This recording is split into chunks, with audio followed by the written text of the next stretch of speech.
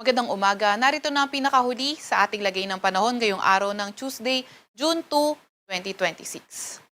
Narito ang ating pinakahuling satellite image kung saan ang southwest monsoon o habagat nakakaapekto na ngayon sa may Luzon at sa may kanlurang bahagi nga ng Visayas. Itong southwest monsoon nagpapaulan pa rin sa malaking bahagi ng Luzon at ilang bahagi ng Visayas area. Samantalang yung minomonitor nating bagyo, noong mga nakaraang araw na pumasok sa ating Philippine Area of Responsibility na binigyan natin ng local name na Domeng, ay lumabas na nga ng ating Philippine Area of Responsibility kahapon ng 11:30 a.m. Kaya sa ngayon, wala na tayong minomonitor na low pressure area o habagat.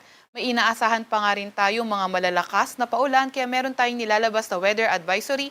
Ito ay updated kaninang alas 5 ng madaling araw, kung saan 50 to 100 millimeters ng mga pag-ulan, posible yan sa Occidental Mindoro, Batangas, Cavite, sa may Bataan, pati na rin sa may Zambales. Kapag 50 to 100 millimeters yung mga pag-ulan, yung pagbaha ay posible sa mga areas na urbanized, low-lying at malapit sa river. At ang landslide ay posible sa mga landslide-prone areas. Yan yung mga 50 to 100 millimeters na pag-ulan ngayong araw.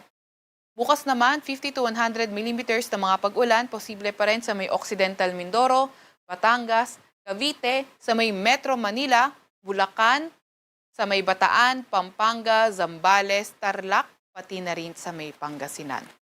At pagdating ng Thursday, June 4, yung 50 to 100 millimeters na mga pag-ulan, posible sa Bataan, Pampanga, Zambales, Tarlac, sa may Pangasinan, La Union at Benguet. Kaya ingat sa mga inuulan, lalo na nung mga nakaraang araw pa dahil nga posible yung mga pagbaha at pagguho ng lupa. Para naman sa lagay ng panahon ngayong araw, inaasahan ang occasional rains. Yan ay sa may Zambales, sa may Bataan, Cavite, Batangas at Occidental Mindoro. Sa Metro Manila at nalalabing bahagi ng Luzon, asahan nga natin na magiging maulan pa rin. Ito ay kalat-kalat at may mga kasamang thunderstorms. Yung mga kasamahan natin sa Regional Services Division patuloy na maglalabas ng mga thunderstorm advisory, rainfall advisory o hindi kaya heavy rainfall warning kung kinakailangan.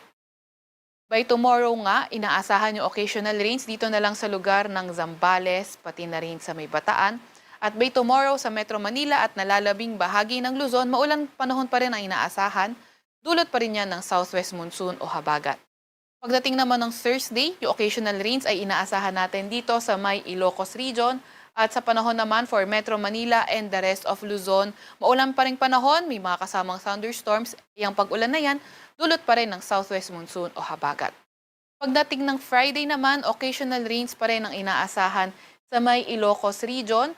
At yung maulang panahon, posible pa rin sa may Central Luzon, sa may Cordillera Administrative Region, pati na rin sa may Cagayan Valley. At pagdating naman ng Sabado, maulang panahon, cloudy skies with scattered rains and thunderstorms.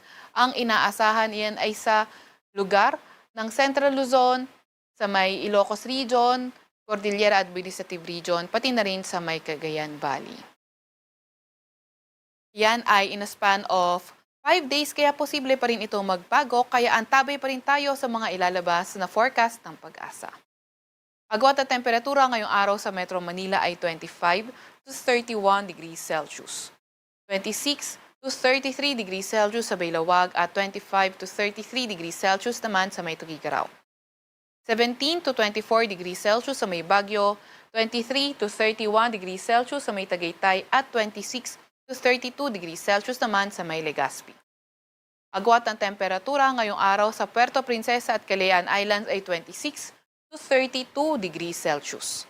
Para naman sa lagay ng panahon sa may Visayas at Mindanao, inaasahan na magpapaulan pa rin ang habagat o southwest monsoon sa Western Visayas at mas magandang panahon sa may Mindanao area at nalalabing bahagi ng Visayas kung saan partly cloudy to cloudy skies sa ating naasahan at may mga tsansa ng mga localized thunderstorms.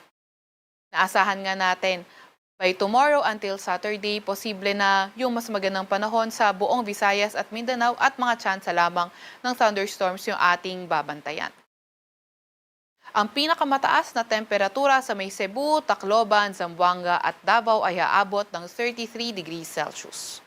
26 to 31 degrees Celsius naman sa Iloilo at 25 to 32 degrees Celsius naman sa may Cagayan de Oro. Update naman tayo sa heat index. Kahapon nga na itala ang 38 to 42 degrees Celsius na heat index sa Metro Manila. Ang pinakamataas, umabot sa 46 degrees Celsius sa may Pili, Camarines Sur at 45 degrees Celsius naman sa may Baler, Aurora. Ngayong araw, tinataya nga ang 38 to 41 degrees Celsius na heat index sa Metro Manila at ang posibleng pinakamataas ngayong araw posibleng umabot sa 43 degrees Celsius. Yan ay sa mga lugar ng Tuguegarao City sa Cagayan, Baler, Aurora, Infanta, Quezon, Pili, Camarines Sur at Borongan, Eastern Samar. Wala pa rin tayong gale warning sa kahit anong dagat baybayin ng ating bansa. Sa Kalakhang, Maynila, ang araw ay sisikat ng 5:26 ng umaga at lulubog ng 6:22 ng hapon.